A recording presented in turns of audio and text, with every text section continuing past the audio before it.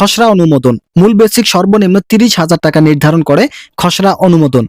আজ যমুনায় নবম পে স্কেলের চূড়ান্ত তারিখ ঘোষণা করা হয়েছে। সুপ্রিয় দর্শক, আসসালামু আলাইকুম। আজকের এই ভিডিওটিতে আমি এই বিষয়ে বিস্তারিত আলোচনা করতেছি। আপনারা অবশ্যই ভিডিওটি প্রথম থেকে শেষ পর্যন্ত ধৈর্য সহকারে দেখবেন। ভিডিওটি দেখার শুরুতে এখন পর্যন্ত যারা আমাদের এই চ্যানেলের নতুন সদস্য আছেন তারা সাবস্ক্রাইব করে পাশে থাকা বেল আইকনটি অল করে দিন। কর্মচারীদের মূল বেসিক সর্বনিম্ন 30,000 টাকা করে নবম পে স্কেল বাস্তবায়নের চূড়ান্ত খসড়া অনুমোদন দিয়েছে অর্থ মন্ত্রণালয়। অর্থ উপদেষ্টা ডক্টর সালাউদ্দিন আহমেদের নেতৃত্বে নবম পে স্কেল বাস্তবায়নের খসড়া অনুমোদন হলো আজ।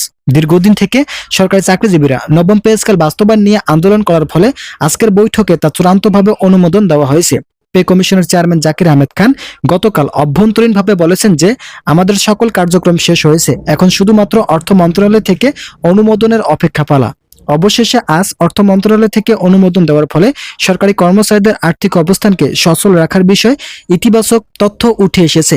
খসড়ায় যে সকল বিষয়বস্তু উল্লেখ করা হয়েছে তা হলো 2015 সালের অষ্টম বেতন স্কেল বাতিল করে নবম পে স্কেল বাস্তবায়ন করা, এছাড়াও পেনশন সুবিধা 45% থেকে উন্নীত করা, সরাসরি 90% কার্যকর ঘোষণা।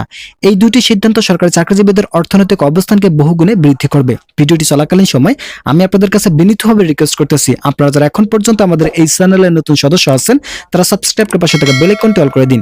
ইতিমধ্যে প্রধান উপদেষ্টা নবম পে স্কেল বাস্তবায়নের বিষয়ে কড়া নির্দেশ দিয়েছেন। প্রধান উপদেষ্টা বলেন, ডিসেম্বরের আগে গেজেট প্রকাশ করতে হবে।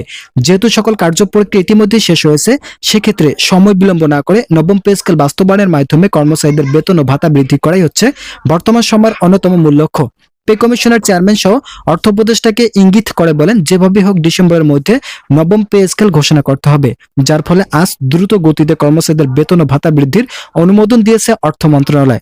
অর্থ মন্ত্রণালয় চাচ্ছে কর্মচারীদের বেতন বৃদ্ধি না করা হলে তারা অর্থনৈতিকভাবে হেয় প্রতিপন্ন হবে। তাই অর্থনৈতিক অবস্থানকে সচল রাখতে হলে অবশ্যই নবম পে স্কেল বাস্তবায়ন করে কর্মচারীদের ভাবমূর্তি রক্ষা করা প্রয়োজন। কর্মচারীরা বর্তমান সময়ে অনেক কম বেতনের চাকরি করে থাকেন, বিশেষ করে যারা 11 থেকে 20তম গ্রেডে চাকরি করে থাকেন তাদের জন্য নবম পে স্কেল বাস্তবায়ন করা খুবই গুরুত্বপূর্ণ পদক্ষেপ হয়ে দাঁড়িয়েছে। ভিডিওটি চলাকালীন সময় আমি আপনাদের কাছে রিকোয়েস্ট করতেছি, আপনারা অবশ্যই এই ভিডিওটিতে একটি লাইক এবং এই চ্যানেলটি সাবস্ক্রাইব করে ভিডিওটি কন্টিনিউ করুন। আজকের বৈঠকে পে কমিশনের একজন ঊর্ধ্বতন কর্মকর্তা নাম অপ্রকাশিত রাখার শর্তে বলেন, দীর্ঘ দশক থেকে কর্মচারীরা অবহেলার শিকার হয়ে আছেন, তাই তাদের জন্য সহায়ক হয়ে দাঁড়িয়েছে প্রধান উপদেষ্টা। প্রধান উপদেষ্টা যেহেতু জাকির আহমেদ খানকে প্রধান করে পে কমিশন গঠন ও নবম পে স্কেল বাস্তবায়ন করার জন্য অনুমোদন দিয়েছে, সেক্ষেত্রে আমরা এই বিষয়টিকে খুবই গুরুত্ব সহকারে ভালোভাবে পর্যালোচনা করার মাধ্যমে তা বাস্তবায়ন করতেছি। আমরা সেই কর্মচারীরা স্বাচ্ছন্দ্যে জীবনযাপন করুক।